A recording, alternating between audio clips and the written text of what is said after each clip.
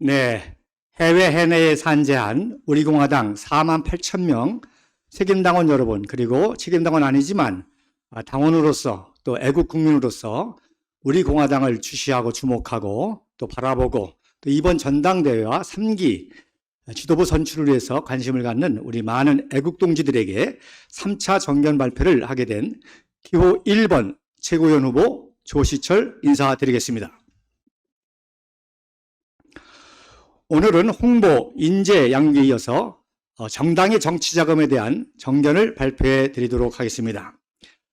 정당도 살림살이기 때문에 정당의 운영이 굉장히 중요합니다. 그 다음에 두 번째로는 정당의 자금 운용입니다. 그리고 세 번째로는 정당 자금의 확보입니다. 첫 번째로 우리 공화당은 민생민초 정당으로서 지난 5년 동안 정말 우리 당원 동지들의 헌신적인 당비로 당을 운영해 왔습니다. 그럼에도 불구하고 지금까지 커다란 사고 없이 이렇게 이루어졌다는 것은 정말 놀랄 만한 일이 아닐 수가 없습니다. 지난 광복절에 우리는 건국절 기념을 지켰습니다. 1948년 8월 15일 건국하자마자 제일 먼저 미 군정청에서 재정 인수를 받아가지고 재무장관 김도연이 국부 이승만 박사에게 재무복을 했는데 각하 공무원 월급 줄 돈이 모자랍니다. 그랬을 때에 이승만 박사가 말단 공무원부터 줘 하고 이승만 박사는 12월 달에 첫 월급을 받았습니다. 그리고 지금 그 대한민국은 세계 4대 강국으로 발돋움하고 있는 놀라운 나라가 됐습니다. 바로 국부 이승만 박사 그리고 박정희 각하 나라의 경영 살림살이를 잘했기 때문에 오늘날 이러한 한강의 기적을 이룰 수가 있었던 것입니다. 저는 이러한 역사를 우리 공화당과 함께 5년을 지내면서 바로 체험을 했습니다. 여러분도 아시는 것처럼 2017년 8월 30일 창당하고 10월 10일 날 당대표가 금식에 들어갔습니다. 바로 구속 정지를 위해서 구속을 연장하는 종북 좌파의 악랄함에 맞서기 위해서 바로 구속 반대 투쟁으로 금식을 시작했는데 그때 여러분 아시는 것처럼 동시에 당 내에서는 사무총장 사태가 일어났습니다. 정말 창당 1개월 만에 이러한 사태를 겪었음에도 불구하고 그것을 꿋꿋이 헤쳐나가는 우리 지도부와 당원 동지를 보면서 저는 큰 감동을 받았고요. 그때 당대표께서 저에게 임시 사무총장을 맡아달라는 부탁을 했습니다. 그때 저는 정당 생활도 처음이고 또 돈을 만지는 사무총장 또 여러 가지 여건이 제가 전혀 부족하기 때문에 정말 그 어려운 상황에 도와드려야 되지만 제가 감당할 수가 없어서 고사를 했던 기억이 납니다. 어쨌든지 간에 그 이후로 우리 공화당이 이렇게 한 번의 대선과 두 번의 국회의원 선거, 지방의원 선거, 보궐선거를 거치면서 저는 놀라운 바로 우리 공화당의 살림살이를 보았고 이 정도라면 이제 우리 대한민국의 살림살이를 맡길 만한 그런 지도자와 정당이라고 하는 확신을 얻게 되었습니다. 그래서 앞으로도 우리 공화당은 어려운 여건 속에서도 청렴결백하게 그리고 어려운 여건 속에서도 살림살이를 잘해서 정말 수권정당으로 이 다음에 국가의 살림살이까지도 잘 맡을 수 있는 그러한 정당으로 분명히 성장하고 발전할 수 있으리라고 믿습니다. 두 번째로 아무래도 당이기 때문에 이제 후보 공천도 생기고 하면서 여러 가지 그 금전관계가 있게 됩니다. 우리가 말씀드린 것처럼 여러 번의 선거를 거쳤지만 한 건의 공천 비리라든지 그런 게 없었습니다. 일반 당에서는 제일 문제가 되는 것이 공천 헌금, 공천 비리 아닙니까?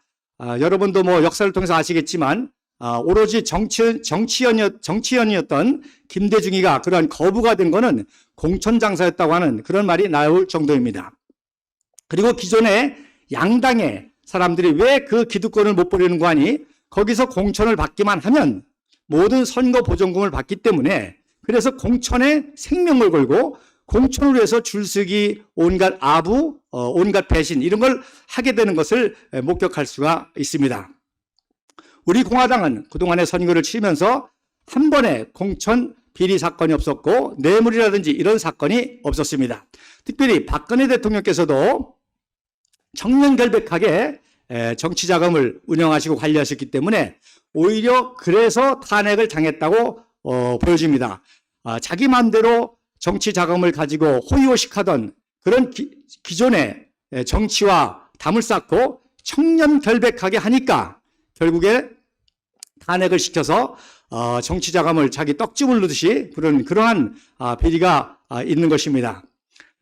박정희 대통령께서도 정말 정치 자금을 청렴결백하게 그리고 나라를 위해서 썼던 것을 우리는 기억합니다.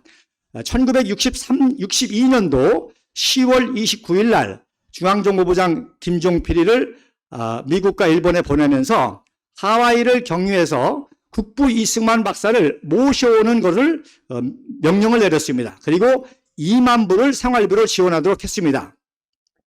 제가 그 사실을 어떻게 알겠습니까? 김종필의 회고록이 나오더라고요. 그래서 제가 그거를 보자마자 바로 이화장에 가서 이인수 박사님과 조혜자 권사님한테 얘기했더니 펄쩍 뛰시더라고요. 프란체스카가 어떤 여사입니까? 그야말로 시장에서 콩나물 하나도 다 가계부로 줬고 머리 자르는 돈도 아껴가지고 하시는 분인데 2만 불을 받았다?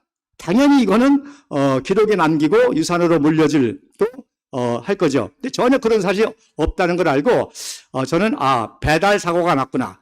결국 그 배달 사고가 박정희 대통령의 위대한 업적에 흠집을 내는 그러한 불행을 우리가 경험한 것을 볼 수가 있습니다. 그래서 우리 공화당도 정당이기 때문에 바로 이러한 유혹과 또 여러 가지 그 사건이 일어날 수가 있지만 현재까지 감사하게도 그런 일이 없었고 앞으로도 저도 힘을 다해서 이런 일이 일어나지 않도록 최선을 다해서 감시의 역할을 하고 또 정당 자금, 정치 자금이 깨끗하게 운영이 될 수 있도록 그리고 모든 정치의 공천 과정과 이런 프로세스가 잘 이루어질 수 있도록 최선의 노력을 하게 될 것입니다. 마지막으로 세 번째로 정치 자금, 정당 자금의 확보입니다.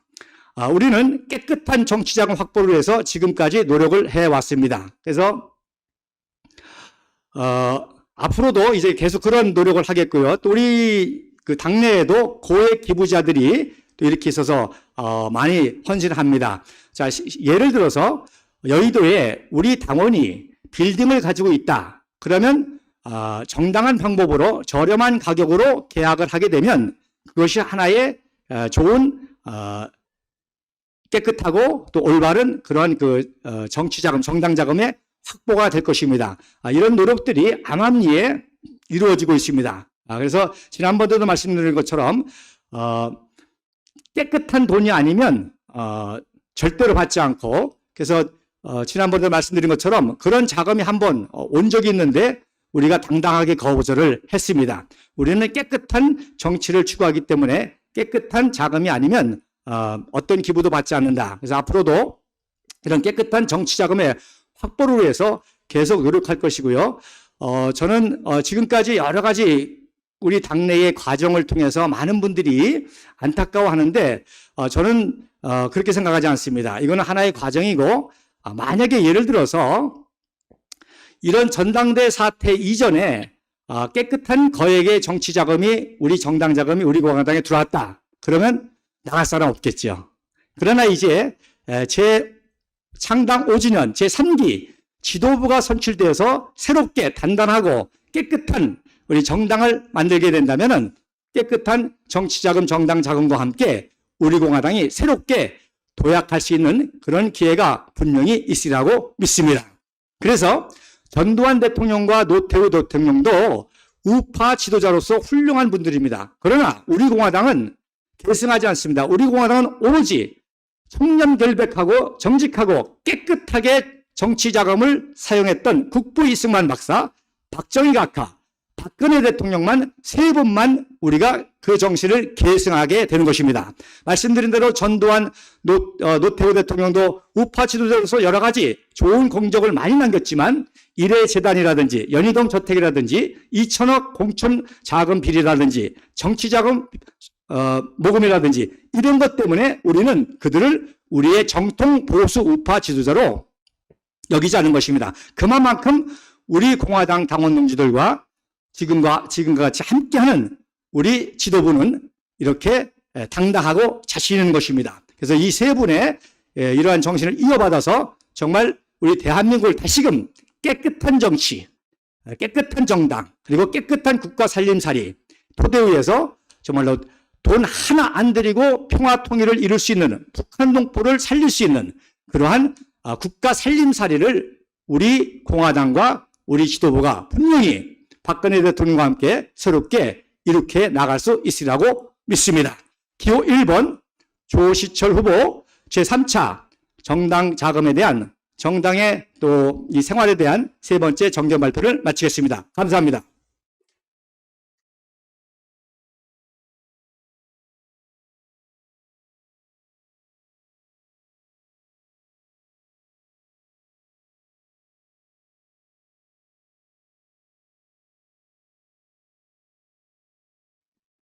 제가 시간을 봤더니 정확하게 10분입니다.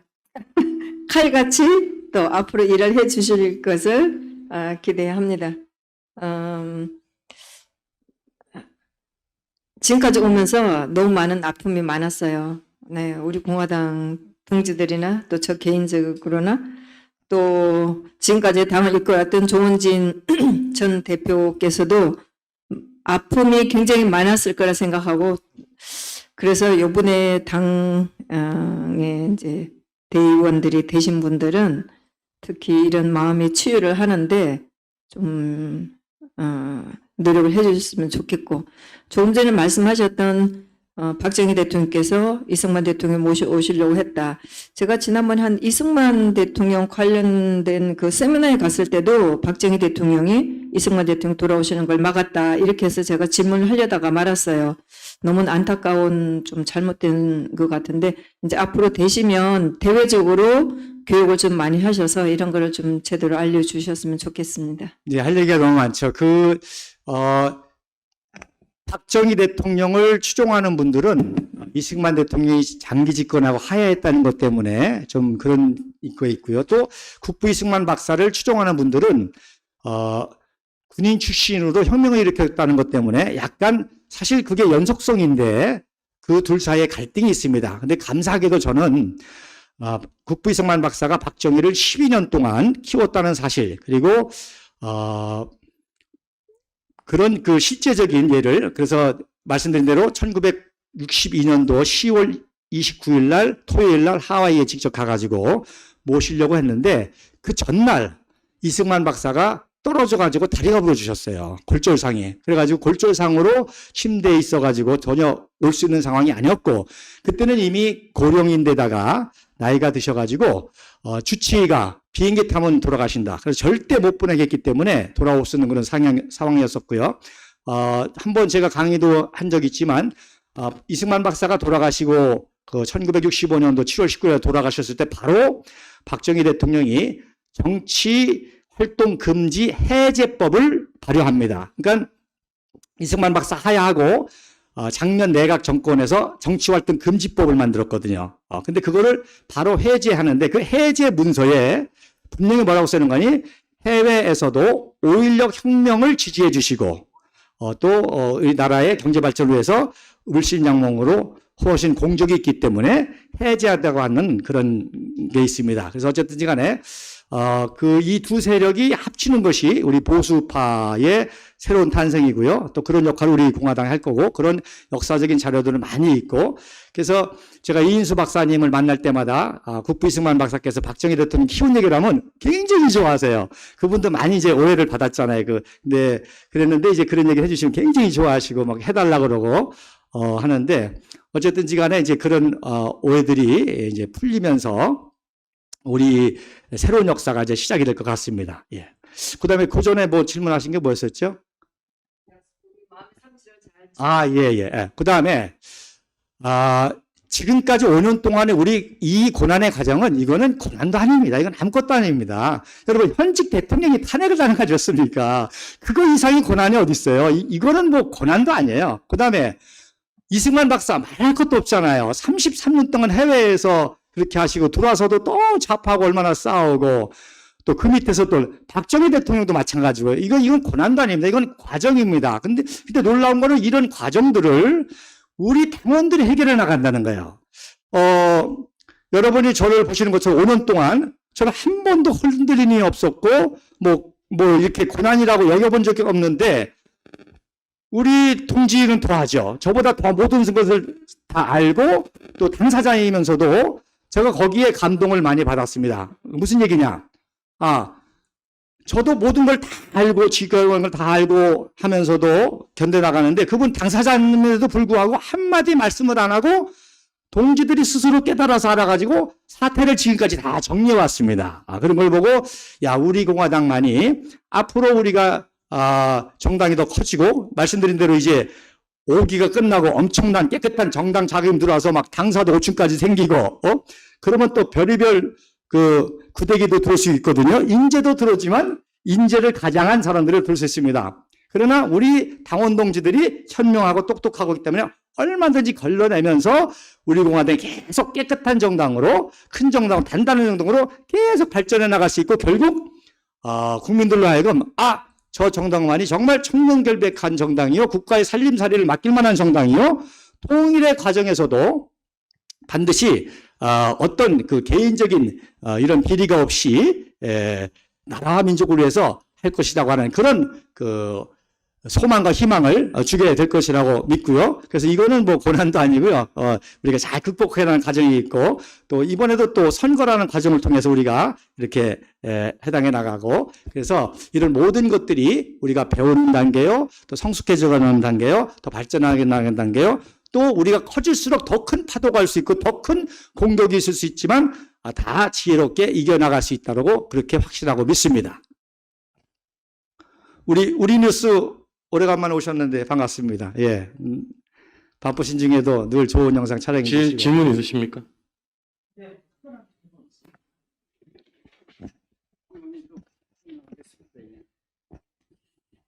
지금 이 박근혜 대통령 탄핵 부분은 박근혜 대통령 탄핵 거기에 국한되는 것이 아니고 건국 대통령 이승만 대통령 또 위대한 박정희 대통령의 업적을 지우기 위한 역사 지우기 위한 어떤 탄핵이다 이렇게 보거든요. 거기에 대한 앞으로 최고위원이 되시면 거기에 대한 국민들에게 어떤 개념이나 이런 부분에 대해서 어떤 보관을 가지고 있는지 묻고 싶습니다. 예, 맞습니다. 그래서 저희가 항상 제가 강조하는 게 국부 이승만 박사, 5.16 혁명 박정희 대통령과 박근혜 대통령, 우리 공화당은 일직선이라는 얘기를 항상 하는 것입니다. 이승만 박사를 부정하고 비판하는 세력이 박정희 대통령도 비판하는 세력이고 그 세력이 결국 박근혜 대통령을 탄핵했는데 감사한 거는 거기에 저항한 민초들이 있었다는 거죠. 그리고 그 민초들과 함께 또 그 정신을 이어가는 또 지도자가 있어가지고 우리가 이렇게 나왔고요. 그래서 힘들고 어렵지만 저는 굉장히 소망을 봅니다. 정북 좌파들이 잘못 건드렸다.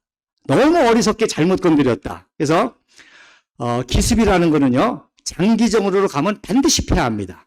기습이라는 거는 후다닥 해치워서 끝내야 되거든요. 3일 만에 서울을 점령하고 이승만 박사를 체포해가지고 끝내야 되는데 장기전으로 간다는 거는 진다는 뜻입니다. 그건 이거 모든 인류의 역사의 증거입니다. 그래서 이놈들도 후다닥 해치운 것 같지만 태극기 국민들 때문에 장기전에 돌입한 거예요. 그리고 거기에 또 지도자가 함께해서 장기 투쟁을 하기 때문에 이거는 이길 수밖에 없는 전쟁이고 다만 어떤 시간이 걸릴 것이냐. 그리고 여기에 결정적인 변수는 박근혜 대통령 당사자이십니다. 그래서 제가 지난번에도 말씀드린 것처럼 박근혜 대통령이 건강만 회복만 하기만 하면 반드시 우리가 함께 이 내란 사태뿐만 아니라 해방 당시부터 있었던 종북 좌파, 모든 거짓의 세력, 그리고 70년 동안에 세뇌된 북한 동포들의 모든 세력, 결국 김일성 우상화하는 세력이 국부를 독부로 알고 군사 쿠데타라고 박정희를 비하하는 세력입니다. 그래서 이것들이 분명하게 지금 드러나고 있는 그런 상태고, 제가 지난번에 말씀드린 것처럼 시대가 어려우면 청년들이 제일 먼저 불안해합니다. 그러면서 그들이 역사를 찾게 됩니다. 왜 우리가 이렇게 됐지? 우리 과거는 어떻게 됐지? 우리 미래는 어떻게 될 것인가? 그래서 지금 청년들이 역사에 대한 관심이 굉장히 많이 있습니다. 그래서 앞으로 폭발적으로 일어날 것이고요. 여기에 우리가 팩트를 가지고 사진과 이런 그 그건 근거를 좀 가지고 내용 줄여주십시오. 하게 되면 분명하게 말씀드린 것처럼 이거는 거짓과 진실의 싸움이기 때문에 어제 처소 이후로 갑자기 시원한 바람이 불더라고요. 그래서 진실의 바람이 불면 이 마지막 거짓과의 전쟁은 한순간에 뒤집을 수 있고, 바라기는 다시금 박근혜 대통령의 건강을 기원합니다. 예, 더 할 질문이 있습니까? 예, 예. 장시간 감사합니다. 예, 이로써 최고위